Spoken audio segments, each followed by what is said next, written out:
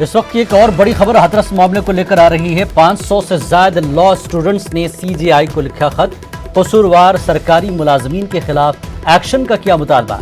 Hathras police की नुक्ताचीनी भी की है और पुलिस ने तलबा और शहरियों के दिलों में आमिरियत के खौफ को जन्म दिया है। बड़ा इल्जाम, 500 लॉ स्टूडेंट्स ने सीजेआई को खत लिखा। उन्होंने कहा कि पुलिस ने तलबा और शहरियों के दिलों में आमिरियत के खौफ को जन्म दिया है और हाथरस पुलिस की नुक्ताचीनी की गई है। और साथ ही लॉ स्टूडेंट्स ने कहा कि कसूरवार सरकारी मुलाजमीन के खिलाफ एक्शन लिया जाए। हाथरस इज्तिमाई इस्मत रेजी मामले में 500 से ज्यादा लॉ स्टूडेंट्स ने सीजेआई को खत लिखा है और हाथरस पुलिस की नुक्ताचीनी की है। कसूरवार सरकारी मुलाजमीन के खिलाफ भी एक्शन लेने का मुतालबा किया गया है और पुलिस पर यह इल्जाम लगाया कि तलबा और शहरियों के दिलों में आमिरियत के खौफ को जन्म दिया है पुलिस ने।